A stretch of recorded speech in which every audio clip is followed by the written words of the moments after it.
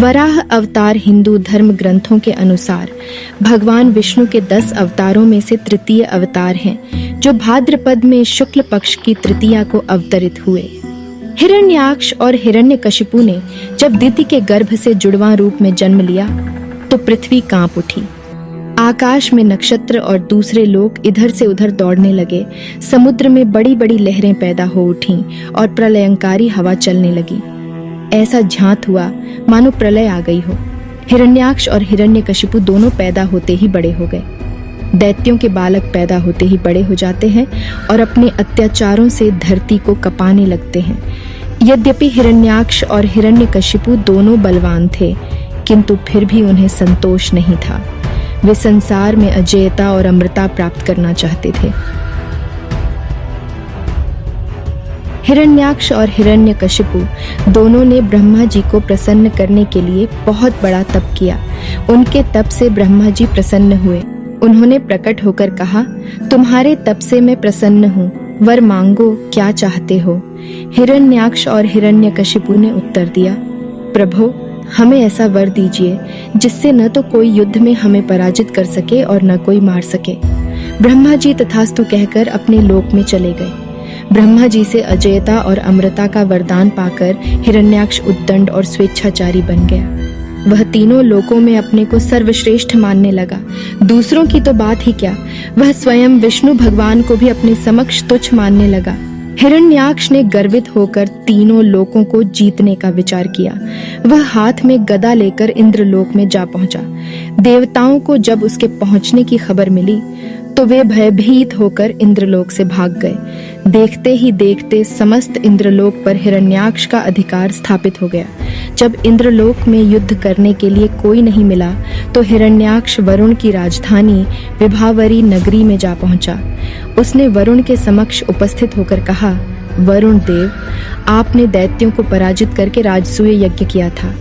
आज आपको मुझे पराजित करना पड़ेगा। कमर कसकर तैयार हो जाइए, मेरी युद्ध पिपासा को शांत कीजिए। हिरण्याक्ष का कथन सुनकर वरुण के मन में रोष तो उत्पन्न हुआ, किंतु उन्होंने भीतर ही भीतर उसे दबा दिया। वे बड़े शांत भाव से बोले, तुम महान योद्धा और शूरवीर हो, तुमसे युद्ध करने के लिए मेरे पास शौर्य कहाँ। तीनों लोकों में भगवान विष्णु को छोड़कर कोई भी ऐसा नहीं है जो तुमसे युद्ध कर सके, अतः उन्हीं के पास जाओ, वे ही तुम्हारी युद्ध पिपासा शांत करेंगे। वरुण का कथन सुनकर हिरण्याक्ष भगवान विष्णु की खोज में समुद्र के नीचे रसातल में जा पहुंचा। रसातल में पहुंचकर उसने एक विस्मयजनक दृश्य देखा।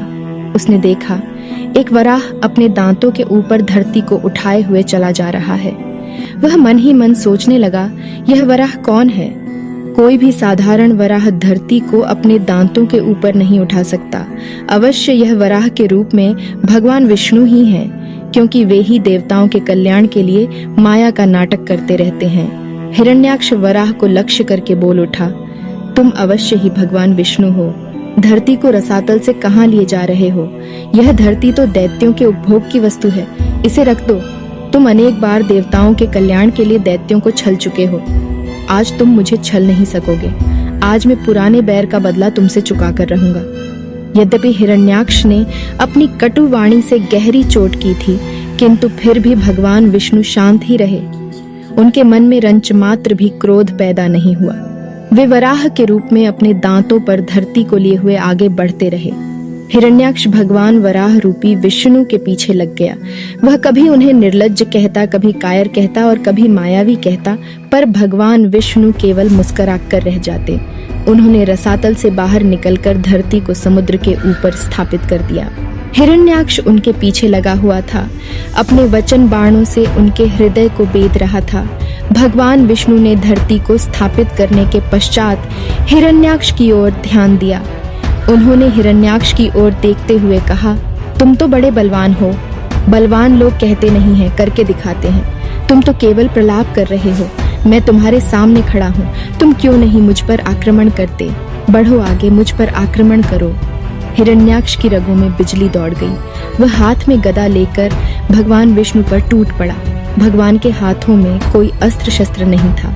उन्होंने दूसरे ही क्षण हिरण्याक्ष के हाथ से गदा छीनकर दूर फेंक दी। हिरण्याक्ष क्रोध से उन्मत्त हो उठा। वह हाथ में त्रिशूल लेकर भगवान विष्णु की ओर झपटा। भगवान विष्णु ने शीघ्र ही सुदर्शन का आह्वान किया। चक्र उनके हाथों में आ गया। उन्होंने अपने चक्र से हिरण्याक्ष के त्रिशूल के टुकड़े टुकड़े कर दिए। हिरण्याक्ष अपनी माया का प्रयोग करने लगा। वह कभी प्रकट होता तो कभी छिप जाता, कभी अट्टहास करता तो कभी डरावने शब्दों में रोने लगता, कभी रक्त की वर्षा करता तो कभी हड्डियों की वर्षा करता। भगवान विष्णु उसके सभी माया कृत्यों को नष्ट करते जा रहे थे। जब भगवान विष्णु हिरण्याक्ष को बहुत नचा चुके तो उन्होंने उसकी कनपटी पर कसकर एक चपत जमाई। उस चपत से उसकी आंखें निकल आईं। वह धरती पर गिरकर निश्चेष्ट हो गया। भगवान विष्णु के हाथों मारे जाने के कारण हिरण्याक्ष बैकुंठ लोक में चला गया। वह फिर भगवान के द्वार का प्रहरी बनकर आनंद से जीवन व्यतीत करने लगा। भगवान विष्णु से प्रेम करना भी अच्छा है, बैर करना भी अच्छा है।